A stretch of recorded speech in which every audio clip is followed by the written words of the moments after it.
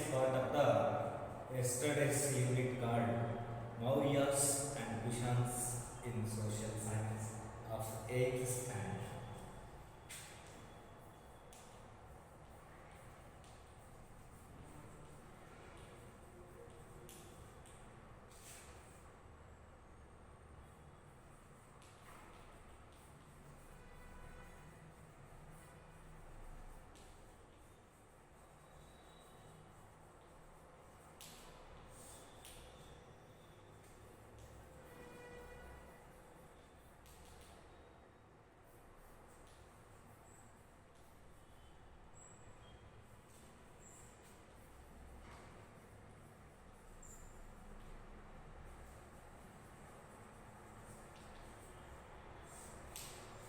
See, dear students, in this unit, we are going to discussing something about Emperor Ashoka and his great achievements, and about Kalinga War. Such kind of several aspects today we are going to discuss. Dear students, first of all, we know something about Emperor Ashoka. Emperor Ashoka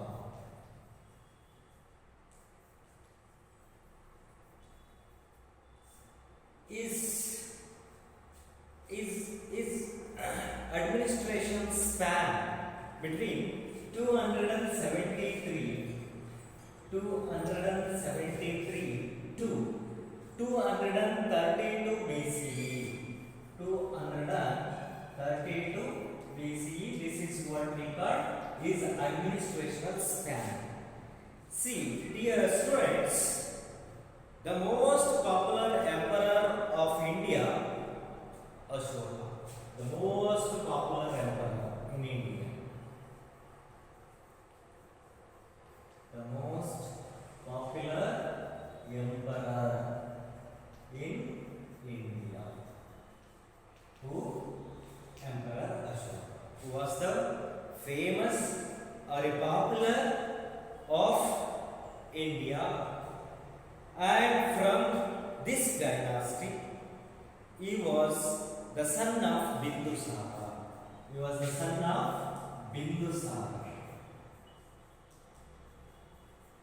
Son of Bindusara. And he was the governor of Ujjaini, Takshashila, during his father's administration. During his father's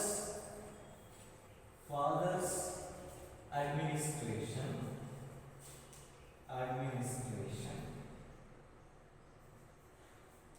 he was working as governor of Ujjaini, Takshashila, and another regions of the India, where he was working as a governor. And also, after the death of his father Bindusara, it is said that Ashoka had to kill all his 99 brothers to assume the throne. According to, or it is said that Ashoka had to kill his 99 brothers. Kill his 99 brothers and assume his throne. See, some evidences are quoted that Ashoka, after the death of his father Bindusara, who was killed his 99 brothers and assumed his throne. And later on, he followed the Buddhist traditions. Probably there was an internal war against the brothers for about 4 years. It is assumed that he ascended the throne in the year 269 BCE. 269 BCE, he assigned the throne. Ascended his throne. Ashoka, who ascended in the year 269 BCE, he was ascended his throne. He waged a war against Kalinga 8 years later. After 269, later 8 years, he waged a war. He waged a war. Waged a war against Kalinga. Against Kalinga. Against Kalinga up to 8 years later. 8 years later. See, that was the courageous war did by Ashoka at the place of Kalinga. In history, that war famously known as Kalinga War. That war famously known as Kalinga War. This was the only war waged by him after becoming a king. Ashoka's life had met with only one war, that is Kalinga War. So he waged by him after becoming a king the only one war, that is Kalinga War. See where the Kalinga comes. See, I am going to draw a map of India and mark the several places belongs to Emperor Ashoka. Okay, see.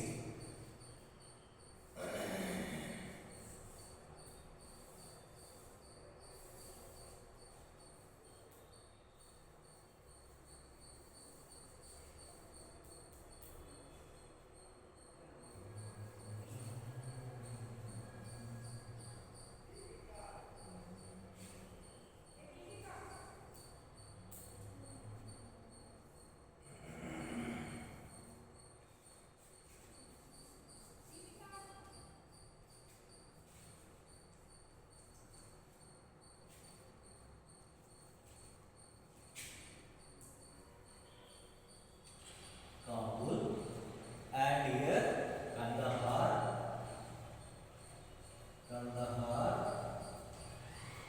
and this is Punjab region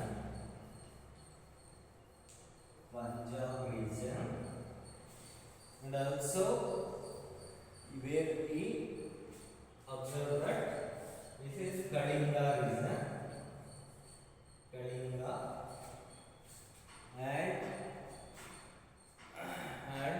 Kapilavastu, here Kapilavastu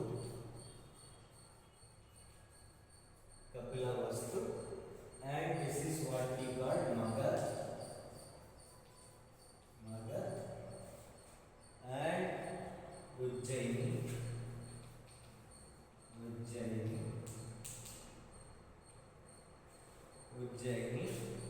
and here we observe that Maski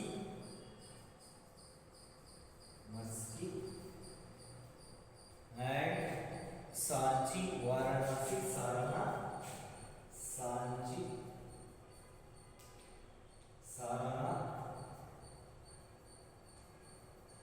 Varanasi.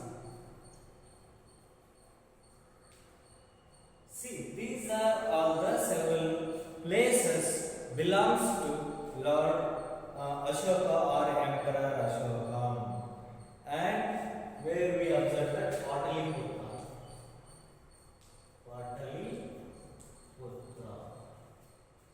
See, Emperor Ashoka's dynasty.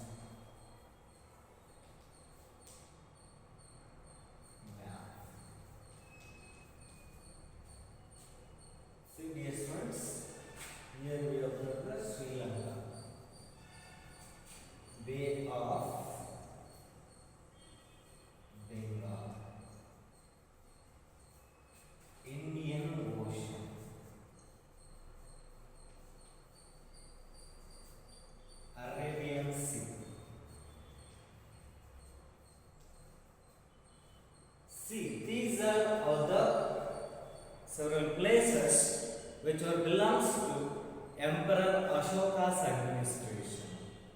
Now, dear students, we know something about Kalinga War. See, Ashoka declared war on the Kalinga, who refused to accept the rule of Maurya Empire in 261 BCE, the date of Kalinga War, because that war happened because of that rulers not accepted the sovereignty of Emperor Ashoka. And see, the 30th rock inscription of Ashoka's, 13th rock inscription,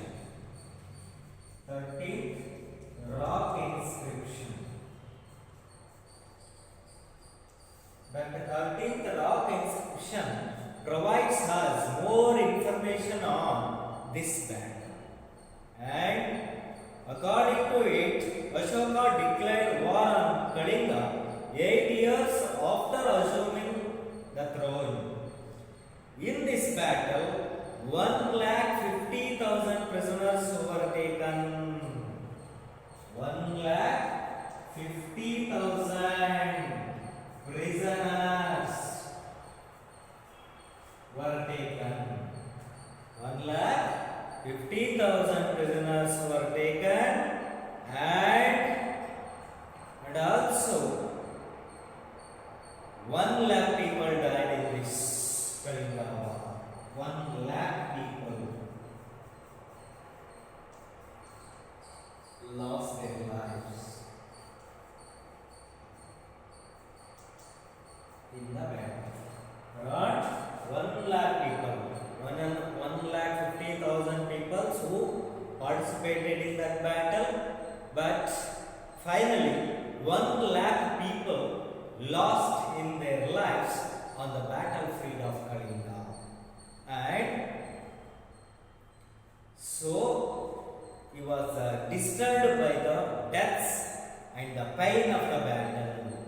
Ashoka was too much of bother because of uncountable deaths in the Kalinga War, and its way he was changed, totally changed, and he decided not to wage war thereafter.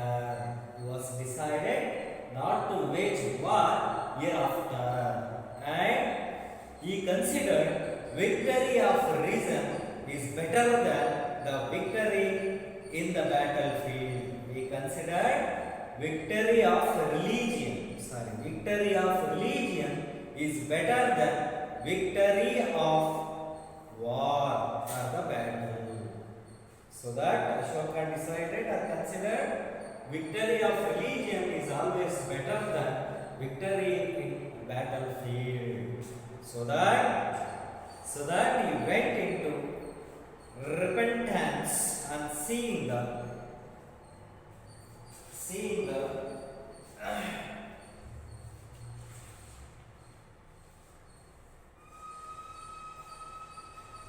and Ashoka hereafter who entered into spread of religion victories, and he was created by the war and being inspired by Buddhism. He was inspired by Buddhism. He was too much of inspired by the Buddhism, and his remaining life to spread the message of peace. His remaining life reserved for spread of the message of peace, spread of the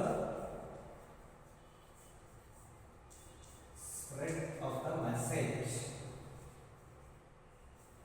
of the peace.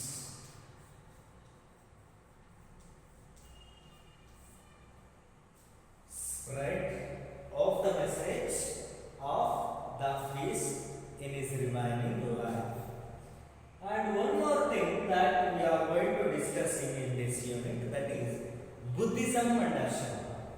Buddhism and Ashoka.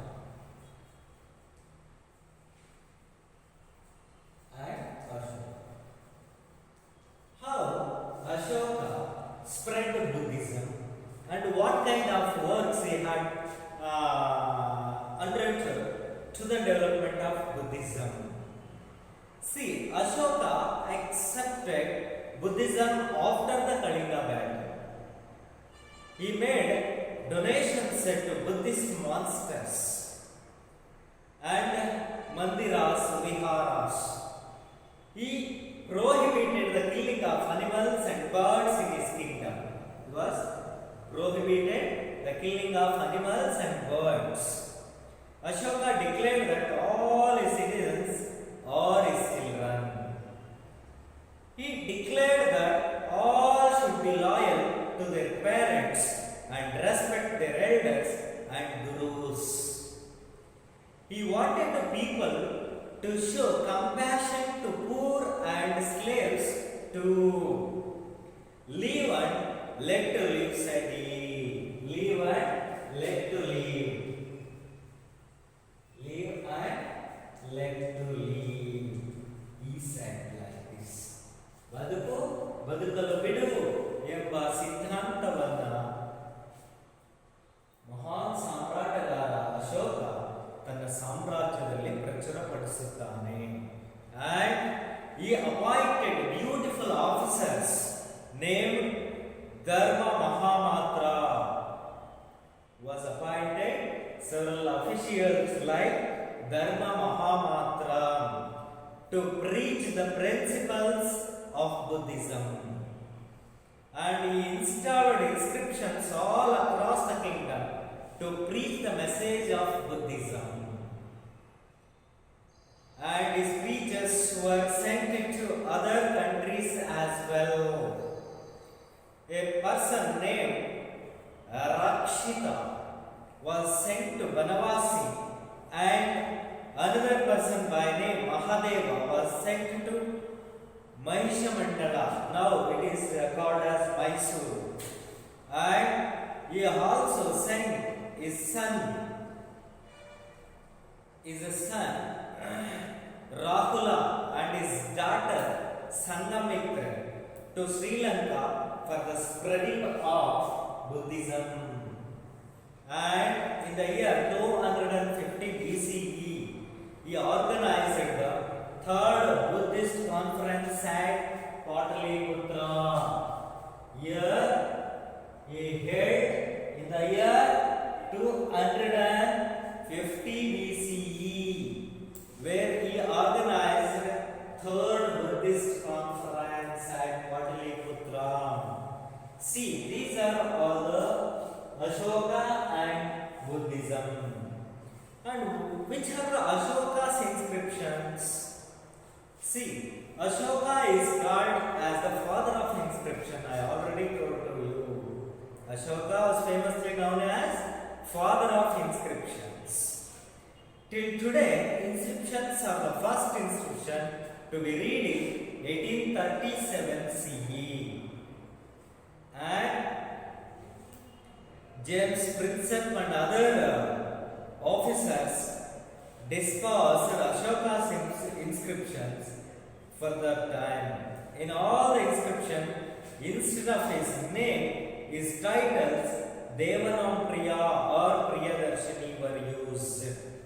All the inscriptions he had the name Devanam Priya, Devanam Priya or Priyadarshini.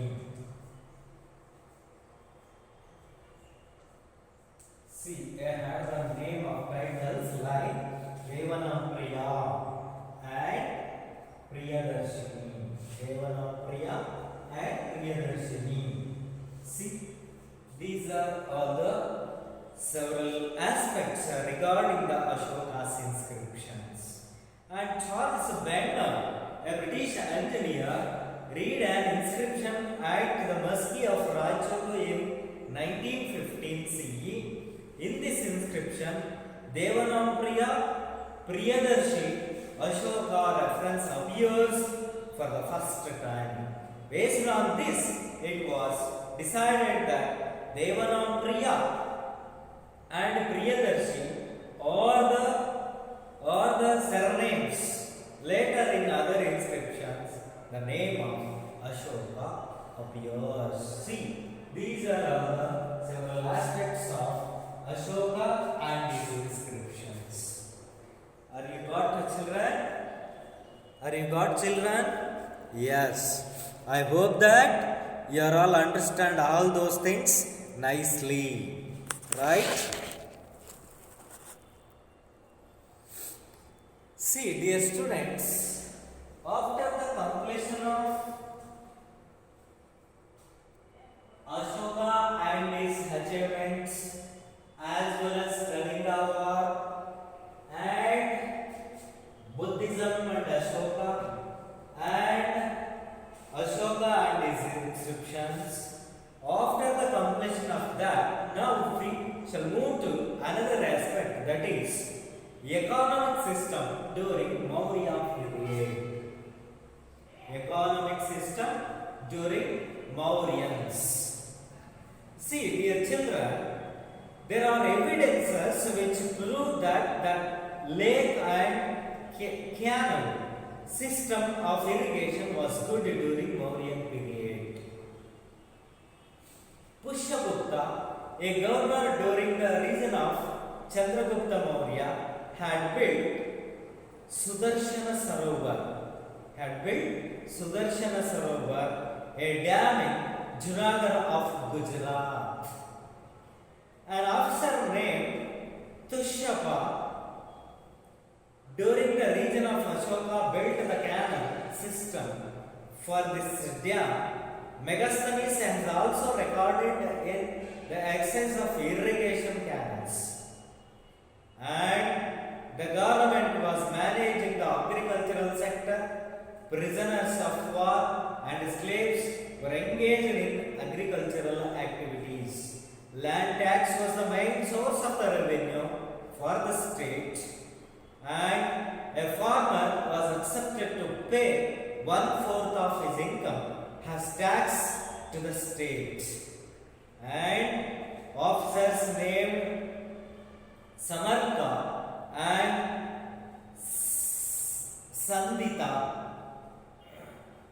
Sannidhatha, officers named Samartha and Sannidhatha were in charge of tax collection and were also custodians of royal treasury. The technology of producing metal-based articrafts production and their marketing food place in the economy of Mauryans.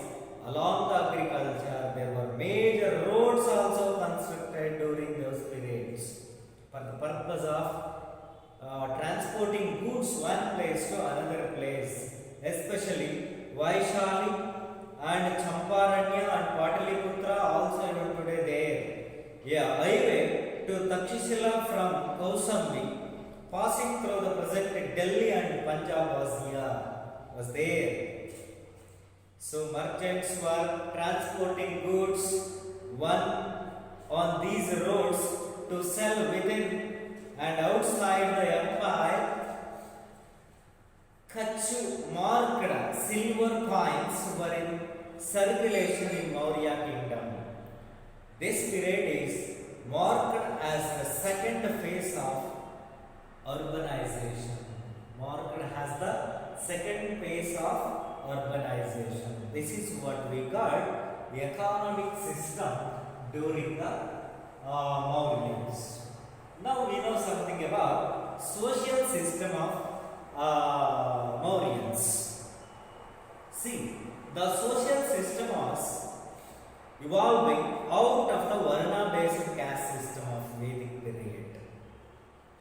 Dear children, during this period, people born in a higher Varna could migrate to another Varna and gain better social acceptances and respects. There were few such openings for this mobility. Brahmana and Kshatriya could interchange their status. Though the society was divided into four varnas, namely Brahmana, Kshatriya, Vaishya, and Shudra, and several castes were also present. Megasthenes records the presence of 7 castes in Mauryan society in his Indica book. The Buddhist sources also confirm the existence of castes, though these castes were less rigid than in later periods. Caste system had started assuming rigidity during Maurya period itself.